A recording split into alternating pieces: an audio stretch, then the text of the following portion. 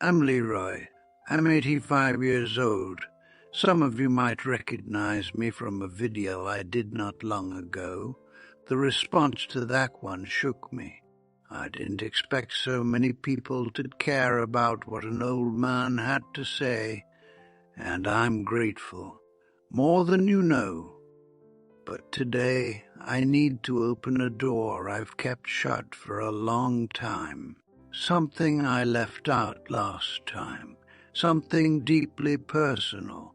Something that rewired everything I thought I understood about love. And I need you to sit with me on this one. Because what I'm about to share with you might save you from carrying the kind of weight I've carried for years. The kind that doesn't get lighter with time. It just gets heavier. My wife Jasmine and I were married for 52 years. 52! That's longer than most of you have been breathing on this earth. And for the majority of those years I believed we had ourselves a strong marriage. Not flawless, no, but solid, dependable. The kind of marriage people point to and say, that's what it's supposed to look like. But here's what nobody sits you down and warns you about when it comes to long marriages. You can live beside someone for half a century and still not truly know their heart. You can share the same bed, the same roof, the same last name, and still be strangers in the places that matter most. Jasmine passed away 8 years ago. Pancreatic cancer. Diagnosed in the spring, gone before the leaves turned. 4 months. That's all it took to go from the woman who hummed gospel songs in the kitchen to a hospital bed with machines doing the breathing for her. And in those final weeks, lying in that hospice room with the sunlight coming through the curtain, she looked at me and said something I hear in my head every single morning when I wake up. She said, "Leroy, we spent so many years trying to be right when we should have been trying to be close." I didn't understand it at first. Honestly, it stung. I got defensive inside. We had a good marriage, didn't we? We barely raised our voices at each other. We were comfortable. We built a whole life together. Kids, grandkids, a home. But that's exactly where the problem was hiding. We were comfortable, and comfortable is not the same thing as connected. Not even close. Let me break that down for you. For years, Jasmine would come to me with ideas, small, simple things. "Leroy, let's go learn how to make pottery together. How come we don't dance anymore like we used to? You remember when we'd sit on that porch and talk till the crickets went quiet?" And every single time, I had a reason to say no. "I'm too tired, I've got things to do. That costs too much. That doesn't make sense right now." I wasn't trying to shut her down. I just figured we had time. I figured those little moments didn't carry real weight. I figured the big things were what mattered. Putting food on the table, staying faithful, being a man she could count on. I was wrong. Dead wrong. You see, I thought love was about the heavy lifting, being the rock in a crisis, making sure the light stayed on, showing up when it counted. And yes, all of that matters. But what I completely missed is that love isn't built in the big moments. Love is built in the ordinary ones. The quiet Tuesday mornings, the conversations over coffee that don't mean anything to the world but mean everything to the person sitting across from you. The walks you take just to be next to each other. The way you listen, truly listen, when the person you love is telling you something about their day. I stopped doing those things, not overnight. It crept in like fog, So slow, so quiet, I didn't even feel it happening. One skipped conversation became two. One "not tonight, I'm worn out" became 1,000. One "we'll do that some other time" turned into never. And Jasmine, being the woman she was, she adjusted. She stopped asking me to dance, stopped bringing up classes, stopped reaching for those deep conversations she used to crave. She built her own world, her own circle of friends, her own little joys, her own quiet life inside our life together. We became two people sharing a house, polite, respectful, completely alone. I didn't see it. Or maybe I saw it and told myself a lie, told myself this is just what happens when two people have been together that long. The spark dims, the routine takes over. You settle in, you get comfortable. But comfortable is just a dressed up word for careless. When Jasmine got her diagnosis, everything cracked open. Suddenly there was a clock on the wall counting down. Suddenly every Sunday had an expiration date stamped on it. And in those last few months we talked more honestly than we had in 20 years. She told me things that floored me, dreams she had buried and never brought back up, pain she had carried in silence, moments in our marriage where she felt invisible, right there in her own home, with me sitting in the next room. One evening, about 3 weeks before she left this world, she told me about a trip she had always wanted to take. To the coast of Ghana. Her grandmother used to tell her stories about the land her people came from, and Jasmine had this lifelong dream of standing on that soil, breathing that air, touching something that connected her to where she began. She had told me about it more than once. Over the years, she'd brought it up again and again, and every single time I brushed it aside. That's too much money. Now's not the right time. Maybe when things slow down. Things never slowed down. And we never went. She wasn't angry when she told me this. That's the part that tore me apart the most. She wasn't bitter, she was just sad, settled into the sadness, like she had made peace a long time ago with the fact that I wasn't going to be the partner she truly needed me to be. I asked her why she never pushed harder, why she never demanded it, why she never put her foot down and said, "Leroy, we're going." And you know what she told me? "I didn't want to drag you into something you didn't care about. I wanted you to want it. I wanted you to want it because it mattered to me." That sentence broke something in me that has never healed. Because she was right. She didn't want to trip out of guilt. She didn't want me there because I felt obligated. She wanted me to care about her dream the way she cared about it, to feel her excitement, to share in what it meant to her, to be her partner in it. And I couldn't even give her that one thing. Now hear me clearly, because this is the most important thing I've ever said out loud. The biggest danger to your relationship is not somebody cheating. It's not fighting. It's not some explosion that blows everything apart. The biggest danger is silence. It's indifference. It's waking up every day next to someone and forgetting to see them. It's the slow, invisible erosion that happens when you stop making effort. You stop asking questions because you assume you already know everything about them. You stop making plans because you assume they'll always be there. You stop choosing them because you think the choice was already made at the altar. And then one morning you roll over and realize the person next to you is a stranger. Or worse, they're gone.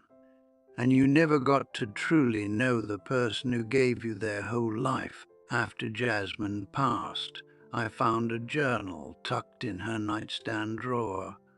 She had been writing in it for years, and reading those pages was like meeting a woman I had lived beside for 5 decades, but somehow never really seen. She wrote about loneliness, about screaming into silence and hearing nothing come back, about the small cuts, the times I was in the room but not really there, the times I picked up my phone instead of picking up on what she was trying to tell me, the times I chose work, chose television, chose anything other than her. But she also wrote about love, about the young man she married, about hoping and praying that the Leroy she fell in love with would find his way back to her, about reaching out for me and not knowing how to reach far enough. I was right there. Every night I was right beside her, but I might as well have been on the other side of the earth. And here's what haunts me the most. None of it was on purpose. I never meant to hurt that woman. I never once woke up and decided to neglect her. I just got lazy. I just assumed that showing up was enough, that providing was enough, that not doing anything wrong was the same thing as doing things right. But that's not how love works. Relationships don't collapse from one big betrayal. They crumble from 1,000 tiny moments where you chose comfort over connection. If you've got somebody in your life right now, I need you to sit with these questions. When's the last time you had a real conversation with them? Not about the bills, not about the kids' schedule, not about what to eat. A real conversation about who they're becoming, about what keeps them up at night, about what they still dream about when nobody's watching. When's the last time you did something for them just because? No birthday, no holiday, no special reason, just because you wanted to see them smile. When's the last time you looked at them, really stopped and looked at them, and felt that wave of gratitude wash over you that this person chose to walk through life with you? If you can't remember, then you're standing exactly where I stood, and I'm begging you to change direction before you end up where I am now. Your person is not going to be here forever. I know that's a hard thing to hear, but it is the truest thing I know. One of you is going to leave this world first, and when that day comes, there are no second chances. You can't go back and have the conversation you kept putting off. You can't book the trip you kept delaying. You can't say the words you assumed they already knew. Jasmine and I had 52 years, 52 years, and I wasted at least half of them being comfortable instead of being connected, being right instead of being close, being bright instead of being close, being present in the room but absent in the ways that mattered. Don't walk my road. Love is not a feeling you fall into and then coast on. Love is a choice you make every single day, in the small moments and the big ones. It's choosing to stay curious about the person next to you even after decades. It's trying something new together even when it feels awkward. It's sitting down for the hard conversations, even when every part of you wants to avoid them. It's caring about the things they care about, not because you have to, but because they matter to the person who matters most to you. After Jasmine died, people would pat me on the shoulder and tell me I'd been a good husband. They meant well, but they were wrong. I wasn't a good husband. I was an adequate one. I checked the basic boxes. I didn't cheat. I didn't raise my hand. I didn't walk out. But that's a painfully low bar to clear. Being a good partner means building closeness on purpose. It means choosing to be vulnerable when it's easier to shut down. It means staying interested, making effort, putting the relationship first even when you're tired and the world has drained every ounce of energy out of you.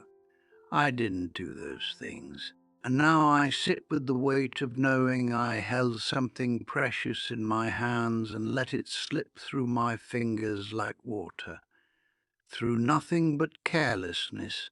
8 years later, I still think about Garma, about how small the sacrifice would have been. A couple weeks of my time, some money I would have spent on something I can't even remember now. That's all it would have taken. And it would have filled her heart in a way nothing else could. I think about the pottery classes, the dancing, the long talks on the porch she kept hoping we'd have again, all the small, beautiful ways she kept reaching for me, and all the times I turned away without even realizing I was doing it. Later never showed up. It never does. If you love someone, if you share your days with someone, do not wait for the perfect moment to show them what they mean to you. There is no perfect moment. There is only now. Don't assume they know. Tell them. Don't assume they'll always be there. Hold them. Ask them about their dreams tonight. Listen to their stories like you're hearing them for the first time. Say yes to the things they suggest, even if it's not your thing, because being close to them should always be your thing. Be there, not just in the room. Be there in your heart. Be curious. Be intentional. Be the partner they dreamed you would be. Because one day, sooner than you think, you'll be sitting where I'm sitting right now, in a quiet house, looking through old photographs, reading words in a journal that were meant for you but never spoken out loud. And you'll understand what I understand now. You had everything, and you didn't see it until the chair across from you was empty.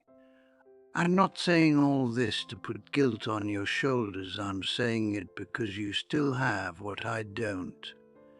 Time, your person, if you got one, is still here. You can still reach for them. You can still have those conversations, book that trip, make those memories, hold their hand for no reason, dance in the kitchen even if there's no music playing. But you have to do it now, not tomorrow, not next month, now. On my desk I keep a photograph of Jasmine from our wedding day, 1961.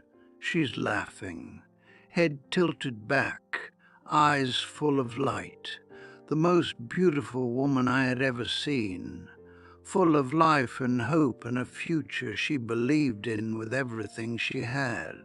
And I think about the woman she became in those later years, still beautiful, still warm, still kind to everyone she met, but with a quiet sadness behind her eyes that I put there. Year by year, silence by silence, no by no. Jasmine was right. We spent so many years trying to be right when we should have been trying to be close.